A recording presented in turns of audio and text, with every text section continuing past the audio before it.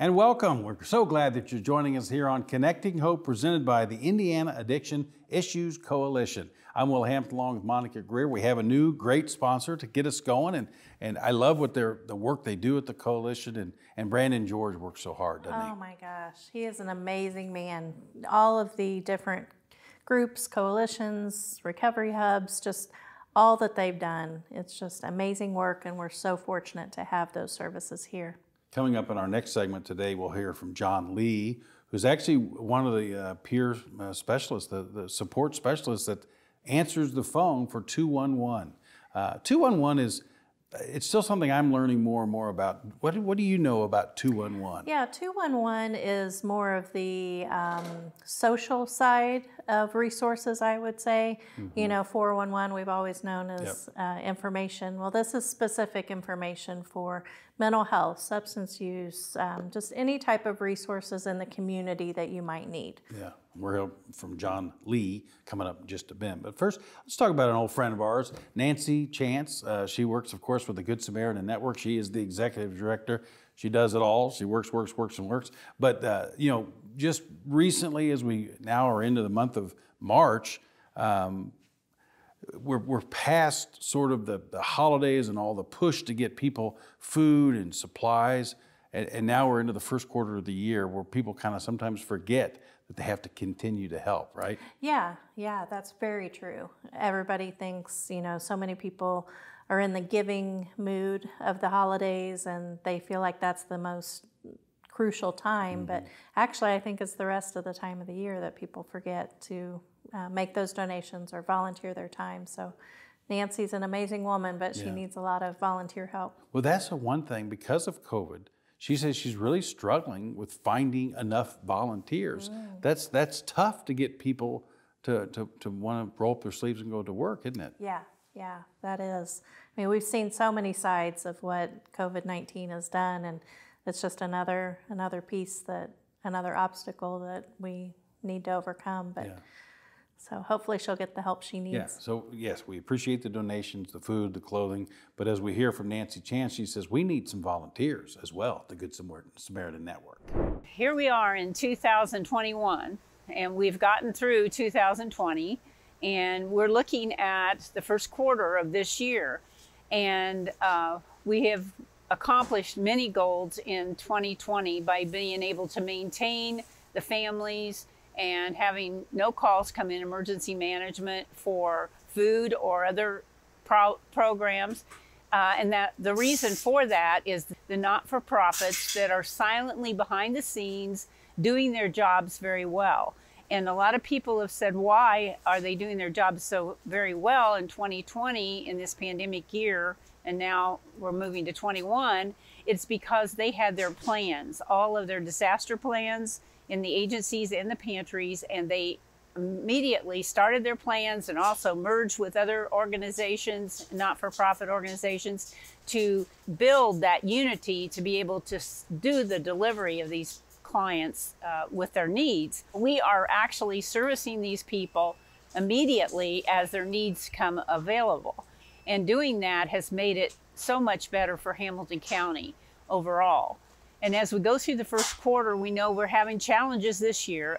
Funding is one of the things that the agencies are looking at as being a concern. And we're all concerned about that. And we want to all have funding coming in for all of our agencies and all of our pantries. The pantries are doing very well. They're still doing the drive-through and trying to do more touchless as much as possible, just like they did in 2020, but they're meeting the needs of the people. As we look forward, we have to have the support of the community. We have to have the support, not only financially, but volunteers. As the COVID levels go down and things get better, we hope that the volunteer base will return to the not-for-profit sector and help maintain that stability of that delivery of service. Thank you, Nancy, for all you do. And hey, get out there and help. Volunteer, that's a pretty good combination. Nancy Chance and volunteers, right?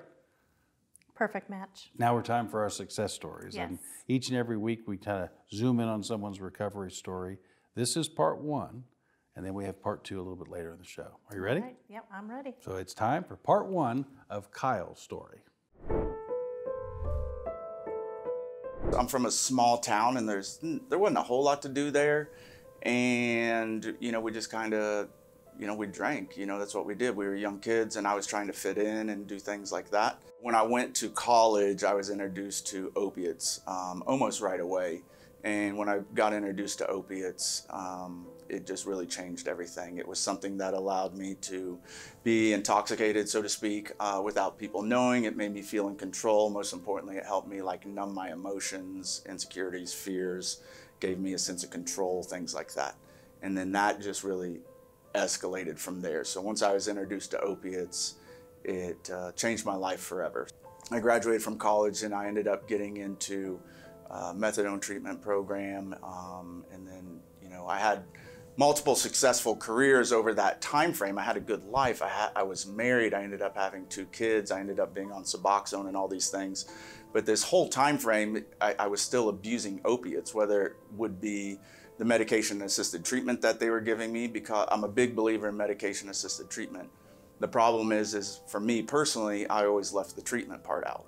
So I would just take the medication. I wouldn't actually seek any of the treatment that was supposed to be involved in it. So it was never a sustainable path for me, quite honestly. So I would be on methadone for a while. My life would get better. And then due to not getting the treatment, I would regress. And then I got on Suboxone, and my life got significantly better.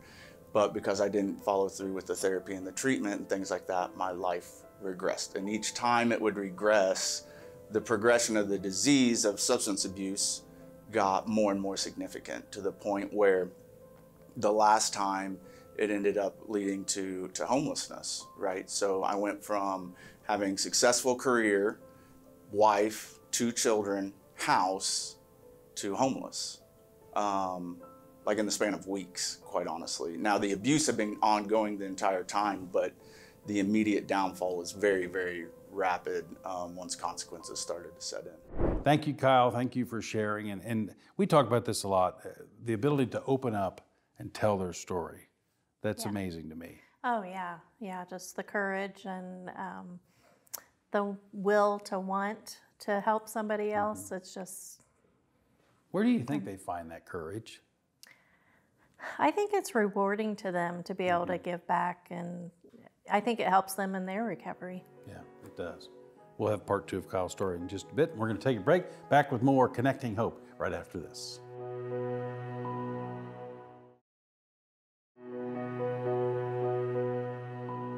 Welcome back to Connecting Hope, presented by Indiana Addiction Issues Coalition. I'm Will Hampton, along with Monica Greer, and we're here with John Lee now. John, our guest this week, as part of the Indiana Addiction Issues Coalition sponsorship. Interesting, and you were telling me before we got started recording this, how you actually got started with the coalition. It's an interesting story. Tell that. Yeah, so it all started out, I was incarcerated for substance use issues, and I actually met our director in a treatment program that our county jail offered, and we stayed connected all through my incarceration and after my post-incarceration, and as I moved forward to my career in recovery. Yeah, Brandon George is who you met, and he's the guy who's responsible for helping us along with Andy with the sponsorship of this show, and we do appreciate that very much. But Brandon's a unique individual, and I'm sure for you that was a guy that came along at your time in your life at the exact time that you needed him. Exact moment I needed him. Definitely is, and we connect in a lot of different ways, and it's crazy because I look back on it now, and had I not been incarcerated that time, I would not have been afforded a lot of the opportunities that I have today. Yeah. Through meeting him. Yeah, that's good. That's awesome. So tell us about the 211 program that you offer. So we launched the 211 portion of our peer recovery support line, I believe, last September. People can call and hit the mental health substance use disorders line, and we are option 6 under that.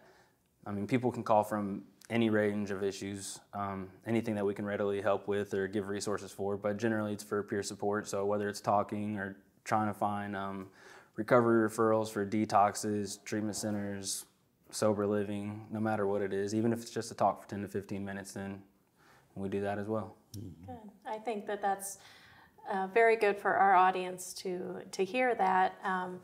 even if it's a family member or a friend that knows of someone that needs help, they can call as well? Yep, they can absolutely call. And I mean, honestly, in the very end of things, it's going to boil down to whether that person is ready to go into treatment or to get the help. But I mean, we're peer support. So if the family member's struggling, that's what we're there for, is to support them through what's going on as well. Yeah.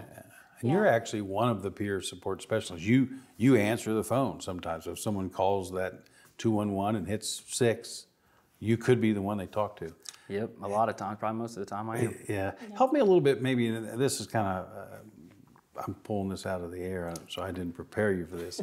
If you can tell a story of a time when you felt like you really helped someone, you don't have to give a name, or is there a moment that jumps out that, man, I'm glad I answered the phone? Yeah, so and it was actually a family member that reached out in this case. He lived out of state. He had a relative sibling that was living here locally, and they were struggling. They struggled with substance use disorder, but they also struggled with their co-occurring disorders, so she had some mental health issues as well.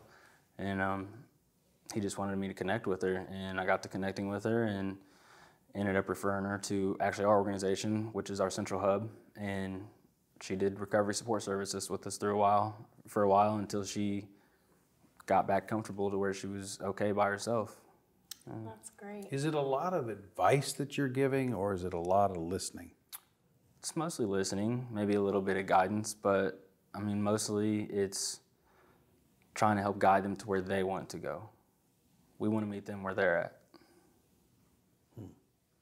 So do you connect them with a peer recovery specialist if that's an option that they want? So if they've never gone to a meeting before, or they're just scared and, you know, this is all new to them and would be nice to have somebody to help them along the way, do you do that as well? Yes, absolutely. So, and it doesn't matter where they're at in the state. We have organizations all across the state that we work with that we can give a warm handoff to that organization for peer support. And if it's somewhere locally around our organization, then it might end up being just me in general. Since I'm already on the line and talking to them and I'm already comfortable with them, I might continue services with them myself. Is there follow-up afterwards? I mean, if someone maybe a year ago that you talked to, or 6 months ago, do you know where they are now typically? It could depend on the situation, but there is sometimes, like I said, so if it's somebody that enters our organization, then obviously it's easier to keep tabs on what's going on, but then you also have release of information issues too for some of it. So, I mean, can't always completely probably get the complete data that we want, but like I said, it depends on the situation. Yeah. You were telling me 10 years in and out of recovery, but now 4 years of solid sobriety. Really, thank you for that, and congratulations on the work you're doing. Thank you. How much does that help you in doing your job, the road that you're personally on? I mean, it helps me a lot. I feel like, one, it gives me that solid connection with a lot of these individuals, and it almost makes them more comfortable. Once I get to tell them a little piece, even a tiny bit of my story, you know, you kind of see that sense of relax in their eyes, like, oh yeah, he's been there, he knows. So they almost feel more comfortable telling me more about what's going on with them. Yeah, kind of letting their guard down and thinking the trust is being built, and Yeah, I mean, knowing there's no judgment. yeah. Sounds very rewarding. Yeah, it is. Yeah. Well, the coalition seems like we're just kind of learning that. We do, again, appreciate their sponsorship, but the connectivity, it's over 80, the network is like 80 different agencies. And when you see that grow, what does that tell you that it's growing and it's developing? What does that tell you? It tells me it's working. Yeah. One, it's working, but I mean, people are getting more on board with it and are asking for help. Yeah. Clearly, if we need more services and we're getting more services, then people are taking the services.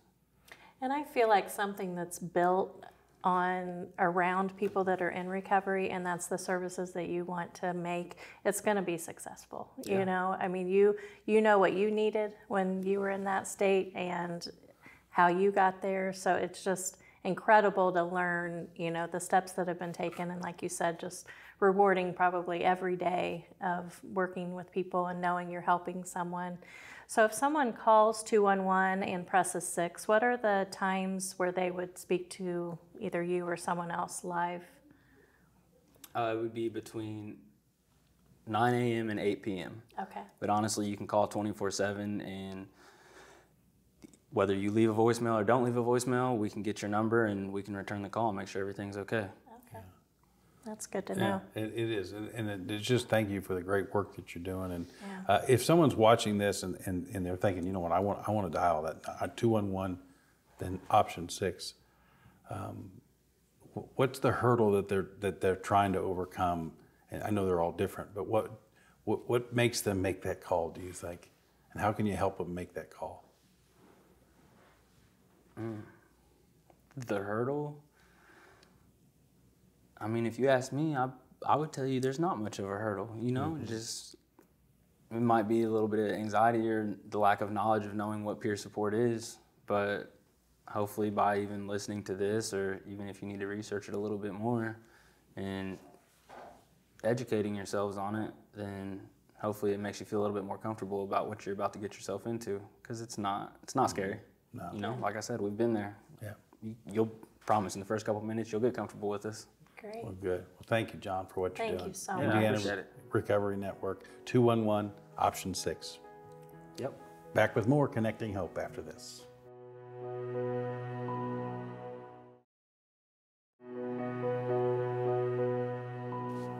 Welcome back to Connecting Hope, presented by the Indiana Addiction Issues Coalition. I'm Will Hampton, along with Monica Greer. And the coalition, we just heard from John Lee in the last segment about the 211. That seems to be working. Like he was saying, people are pretty comfortable talking to him. Yeah, and it's so easy. Anybody can remember 211. Yeah. Even me. Yeah, I was going to say that, but I decided not I to. could see it in your eyes. Well, we're back here and we're talking the coalition, but also Success Story Part 2.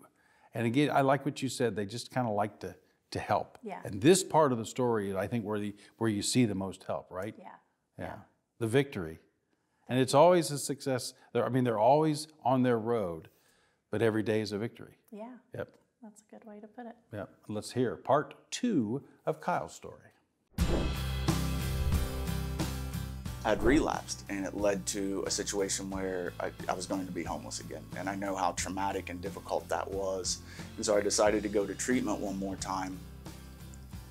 And it was the first time ever I decided to, and I wouldn't even tell you that I did it right away. It was a slow effect on me where I decided to put my entire life on hold, shut it down for a year, just try to get this thing right. Do all the things that I'd been told to do that I never followed through with, or I did it my way of what I was being told to do, where I'd do 90% of it. And it just slowly started to get better. And as it slowly started to get better, my buy-in became more and more and more. And then I started to see results out of that, which then facilitated me kind of buying in at 100%. More than anything, what really got me through it was I got connected with a really good group of individuals, a good group of men who showed me how to have fun again, how to have friendships again, how to have relationships with people again. My mentor, whatever you want to call him, I would call him a sponsor. He put me in a situation where I basically let him rebuild my life entirely around recovery. And that's what I've done, and it's allowed me to be open about being in recovery, and that has been a huge benefit to me as well, to stay on the path that I am and be an advocate and be open about it and stand up to stigma so that more people are willing to get help and they don't think it's a detriment. And what I've actually found is all the people that I know in recovery, when they get their arms around it, are some of the most driven, capable people I've ever met in my life. It actually has ended up being the biggest strength and benefit in my entire life. The real reason we do this is to stand up to stigma, right? So people can put a different light on this substance abuse disorder, right? Because when you think of that, and we're changing the terminology we use to help impact that. Because when people talk, and they usually use words like alcoholic or junkie, addict, whatever it may be, and it creates imagery in your head. what these words mean and the imagery that it portrays, you don't see this. And that's what we need, is to see people like this, to know that there's another side of it, that it is a sickness, that people can get better, and that there is a reason to invest in them, because you don't know when they're gonna be the next successful business owner, or your next coach who's coaching your kids, or whatever it may be, because there is another side to it when people get help and change their lives. So that's the reason that I try to be an advocate and I try to be open, because you don't know if they're the next pillar of your community. Another great story. Thank you, Kyle, for sharing. And what we find, I think, Monica, is a lot of the people in recovery end up working in recovery. They end up, we hear a lot of that, the people that are helping others have a story of their own. Yeah. You think it just sort of, there's a connection there that just is natural? Yeah, I think some of the guests that we've had have said it's not like work to them. Yeah. It's a continuation of their recovery journey, and they feel so fortunate to be able to give back. Yep. Well, thank you, Kyle, and thank you, everyone, for sharing. We're back with more. We're going to take a break. Stay with us. Connecting Hope, presented by Indiana Addiction Issues Coalition.